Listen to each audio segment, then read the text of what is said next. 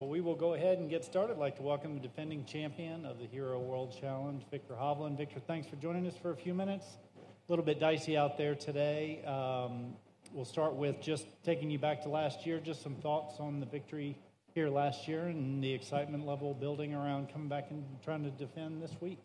Yeah, it was a lot of fun last year. Had a great finish, and it was kind of one of those victories that didn't really feel like I was in contention up until kind of with 9 holes to play. So that was fun to be in that position and then capitalize.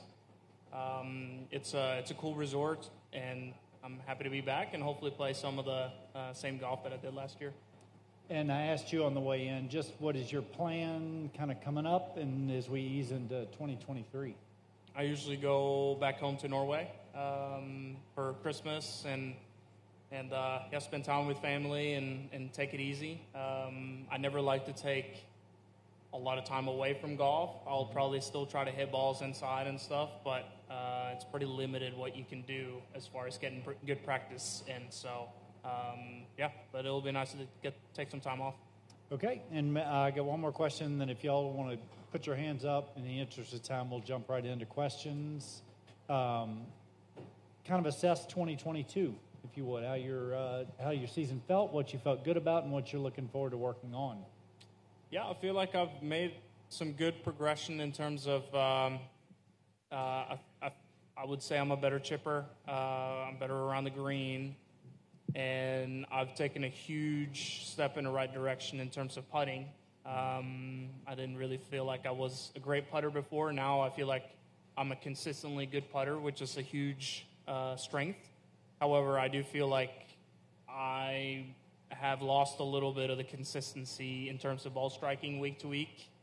I think it's helped me a lot that I've gained some more speed and I have a few more shots that maybe I didn't have before, but I think the bulk of the shots, the basic shots, are not as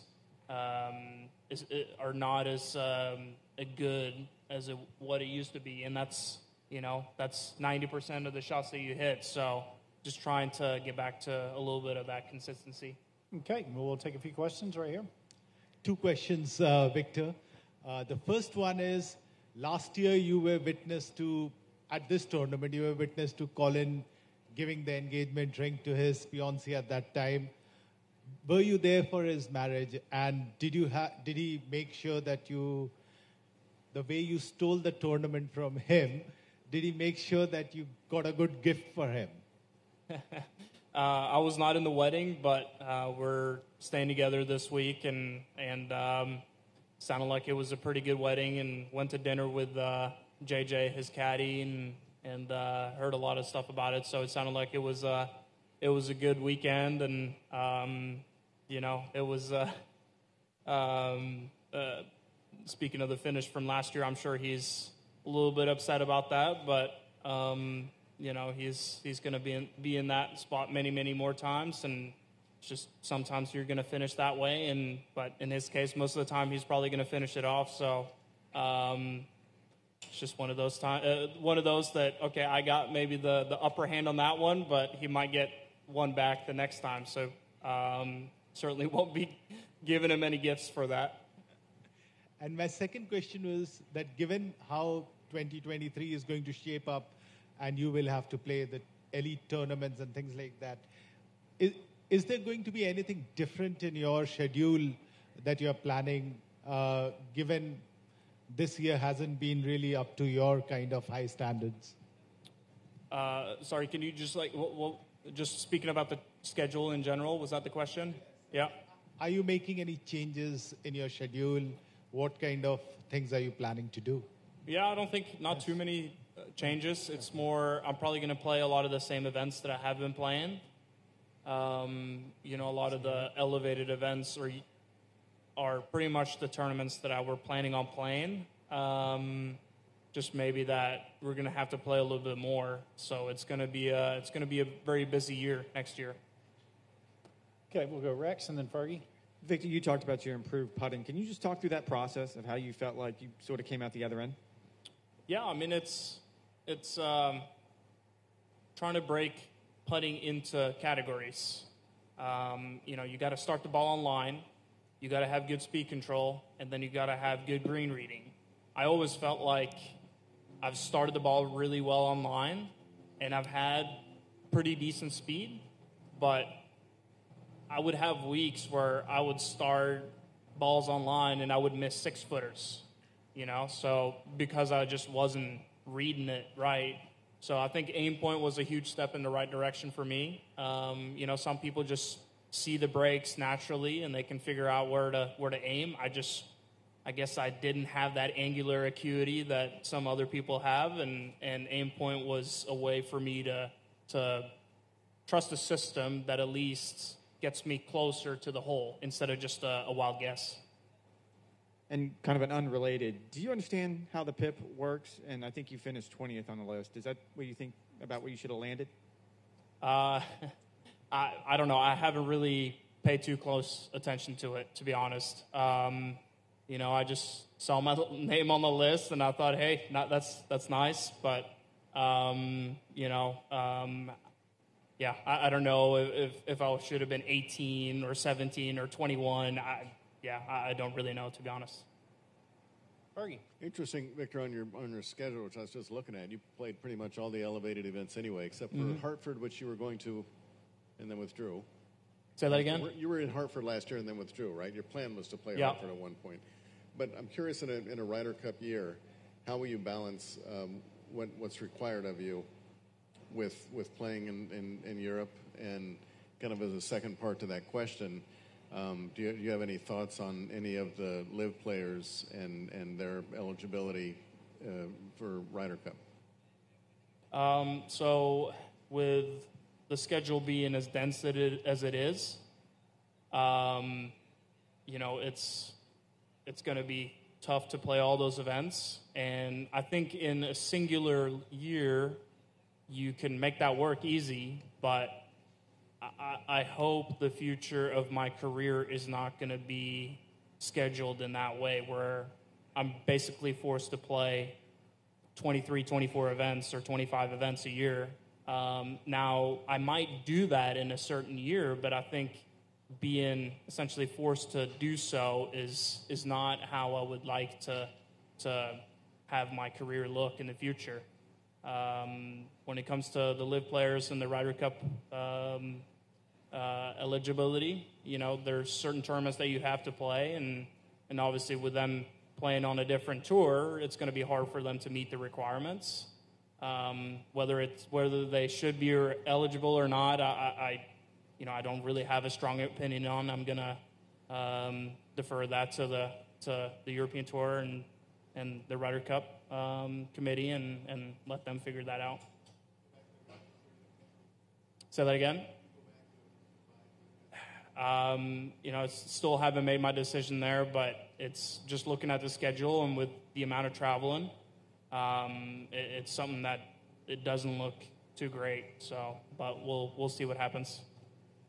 Daniel, 1, 2, and then you'll pass it down to 3, please. So you just would prefer, you're saying, to be able to pick and choose whichever ones you want to play? Obviously, we want the PGA Tour to become a better product, and there's going to have to be some give and take. And I'm open to give a little bit of the freedom of picking a schedule to create a better product. But at the same time, I don't want to give up that freedom if that means that if it's not worth it, essentially. And what that looks like, I don't know, but. Having the freedom to pick and choose whatever events you want to play in is pretty nice. But at the same time, I think the more often the best players in the world meet and play it against each other, I think that's better for everyone. But there's a lot of other details that have to be taken care of. Do you feel like that's how most guys feel, that they have to make a little bit of maybe a personal sacrifice in order for the group to move forward? I think that's kind of a lot of the conversations that we've had, but at the same time, we got to define how much we're giving and what the end goal is, and then we got to run a cost-benefit analysis on that. But we just need to figure it out. Okay, we go right here, and if you'll pass it here, and then we'll finish up in the back. Victor, you were talking about reading the greens. Have you tried out something that Matt Fitzpatrick has been going gaga about, the augmented reality with putt view, which he says that has helped him read the greens a lot better, get a better idea of it? Have you tried that? Is that the putting simulator that you can... With the VR glasses. Oh, really? No, I haven't heard about that. I know he's probably one of the best screen readers out there in the world, so it would maybe be worth the time there. But that's kind of a little bit of the point with Aimpoint is that, there's a lot of optical illusions out there. And with Aimpoint, I don't really have to trust my eyes. So I've kind of given up on trying to train my eyes. I'm just going to train my feet instead. And so far, it's worked out well there. Right here, and then we'll finish up in the back. Do you have an ideal number of tournaments that you would see yourself playing in, say, 4 years from now? Not really. I'm people that know me well, they know that I'm a terrible planner, and that probably drives them insane because I won't really give them a straight-up answer as to what I'm going to do tomorrow or next week, but if I feel like I'm playing great, I can go out there and play 4 weeks in a row, no problem. But if I don't feel like I have my game, I do not want to be at a golf tournament. And I just want to go home and work on it until I feel like I'm in a good spot again. So that's why the freedom is pretty important to me. There are certain times where, I might play 25, 26, 27 events out of the year if I'm feeling great and having a fun time on the golf course. But if that's not the case, well, hey, I just want to be at home until I figure it out. So, I know a lot of guys like to look at the schedule and they pick, okay, these are the times that I'm playing and that's it. But I'm probably on the opposite side of the spectrum there. And do you feel like you've been able to voice certain concerns? Do you feel like you've been outspoken at all during these player meetings, or do you feel like you're more listening than contributing? I've been doing a lot of listening, but contributing where I feel like I have something to say. But I think it's interesting to listen to, and I feel like we're all in the same place of trying to make the PGA Tour a better product. So, it's just kind of cool to be involved, I guess. Again, we'll finish up in the back. Victor, you spoke about playing 25, 26 tournaments a year. Playing so many tournaments, would that kind of affect your goals you might have at the majors, which ultimately is what every player aspires for? Yeah, that's interesting because some guys like to play a lot before a major. Some guys don't like to play a lot before a major. And that's where I think it's very subjective. I've kind of taken a week off the week before majors, and although I'd like to play better in the majors, but I think statistically it has shown that I usually play better the first week coming back from a little bit of a break. So that's how I like to kind of set up my schedule a little bit. But then obviously if you're forced to play a number of times, that might not, you might not have the freedom to pick a schedule like that. But for other guys, that might be the perfect fit. So, I just think it's very subjective. Okay, one last ad, Radam. Victor, when was the last time you felt so frustrated that you didn't want to be at a tournament? Not too long ago. I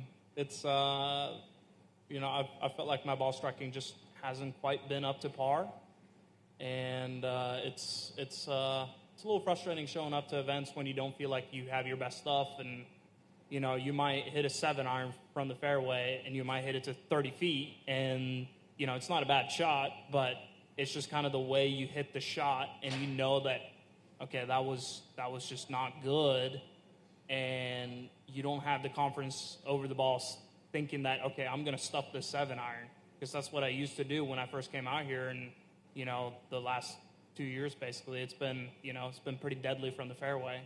And, it's just a little frustrating when the ball isn't doing what you want it to be doing, and it feels like the whole day is going to be a little bit of a grind, but, that's golf, and, it's a challenge, and you just have to fight through it. Okay. Yeah.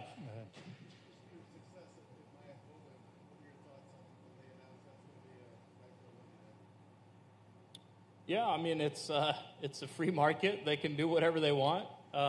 That's certainly not going to take away the memories that I have from that place. You know, I don't know what the tour is announced, but I have a hope that we can still come back there and still host an event there. I don't see the issue logistically with having 2 tournaments there. And then maybe the PGA Tour can show that, hey, this is how we run an event there, and you know, make it a competition in that way. See who shows up and see which event is better.